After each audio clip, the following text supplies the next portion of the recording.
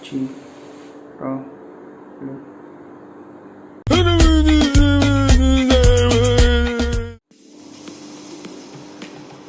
Halo semua guys, balik lagi sama gua Yopi di Kepo tentang sejarah. Oke, kali ini gua akan bahas tentang sejarah perkembangan telepon dari dulu hingga sekarang. Kita langsung bahas saja dari awal pengertian tentang telepon.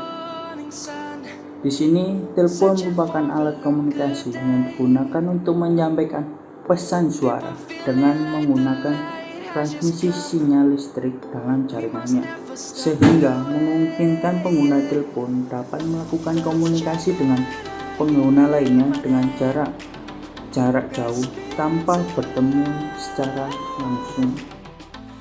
Baiklah, kita langsung bahas saja dari pertemuan awal sejarah tentang pengembangan telepon. Pada tahun 1871, Antonio Meucci mematenkan penemuannya yang disebut sound of telegram. Penemuannya ini memungkinkan adanya komunikasi dalam bentuk suara antara dua orang dengan menggunakan perantara media, yaitu kabel. Yang lalu alat inilah yang nantinya menjadi cikal bakal dari pengembangan telepon itu sendiri. Pada tahun 1875, perusahaan milik Alexander Graham Bell mendapatkan hak paten atas penemuannya Medici. Setelah itu, Bell bersama asistennya yaitu Thomas Watson terus melakukan percobaan demi percobaan, dan pada akhirnya pada tahun 1876 mereka berhasil menciptakan karya pertamanya, yaitu liquid transmitter, dan berhasil mentransmit kata-kata pertamanya, yaitu Watson, come here, I want you, yang berarti Watson, datanglah kemari, aku membutuhkanmu. Dan setelah berkembangnya zaman, Bell terus memperkenalkan telepon di seluruh dunia beserta serangkaian demonstrasi penggunaannya yang dipimpin langsung oleh perusahaannya sendiri, yaitu Bell Telephone Company pada tahun 1877, dan terus menerus melakukan perkembangannya. Dan next, pada tahun 1891 penggunaan nomor telepon dial pertama kali ditemukan. Dengan nomor dial, telepon akan bekerja secara otomatis menghubungkan penelpon ke operator dengan cara menekan tombol dial berdasarkan instruksi. Pada tahun 1960, telepon mobil pertama kali diperkenalkan. Dikarenakan penggunaan mobil sudah semakin marak dan untuk mempermudah komunikasi dalam perjalanan, maka diciptakanlah telepon mobil. Telepon ini dapat terintegrasi dengan mobil dengan menggunakan kabel dan sistem yang disebut sebagai mobil telepon sistem A. Telepon inilah yang nantinya menjadi cikal bakal telepon genggam. Oke, kita masuk tahun 1973. Pada tahun inilah era telepon genggam pertama dimulai. Telepon genggam generasi pertama disebut juga 1G. Pada tahun 1973, Martin Cooper dari Motorola Group menemukan telepon genggam pertama dan diperkenalkan kepada publik pada tahun 3 April 1973. Telepon genggam yang ditemukan oleh Cooper ini memiliki berat 30 oz atau sekitar 800 gram. Berat sekali. Besar ya. Penemuan ilmiah yang ini disebut mengubah dunia selamanya. Karena bersifat analog, maka sistem digunakan masih bersifat regional.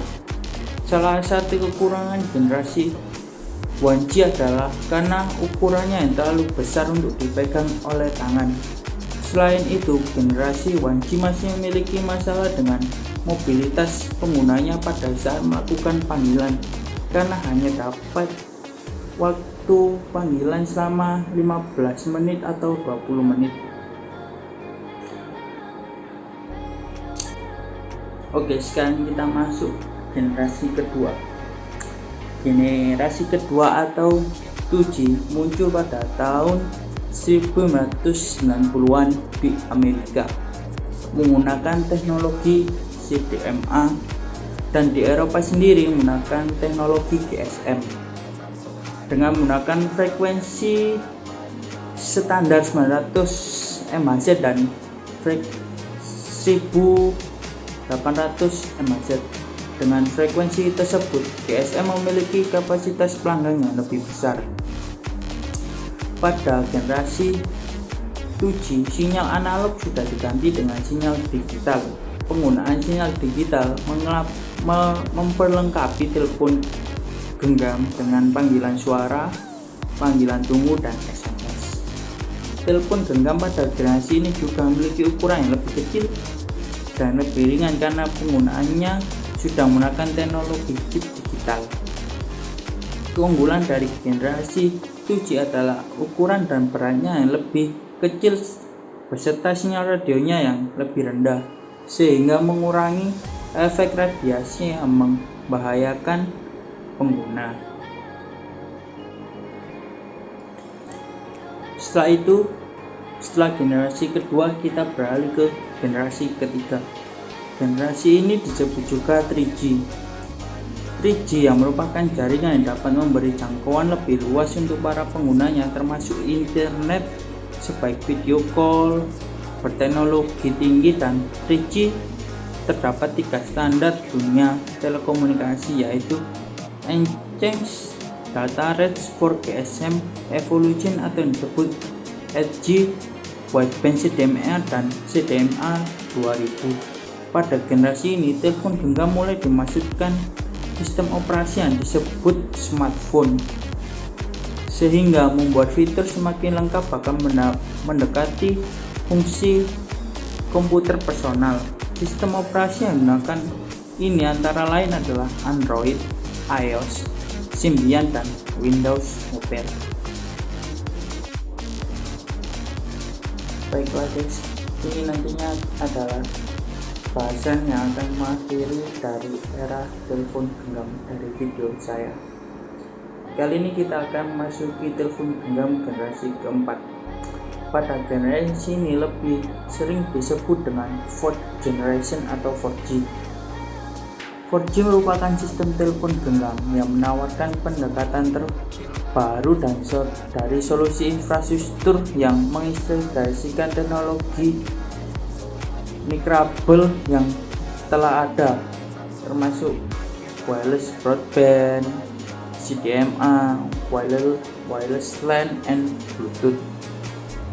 Pada 4G ini sudah memberikan sistem kecepatan yang tinggi, volume yang tinggi, begitupun kualitas yang terbaik, ditambah dengan jangkauan global dan fleksibilitas untuk para penggunanya dengan menjelajahi berbagai teknologi yang berbeda.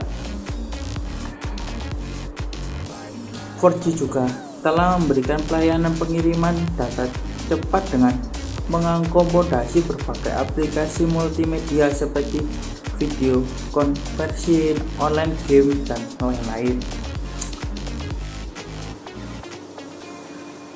Oke guys, terima kasih telah menonton video ini. Semoga bermanfaat. Jika ada yang salah, mohon koreksi di komentar ya. Bye bye.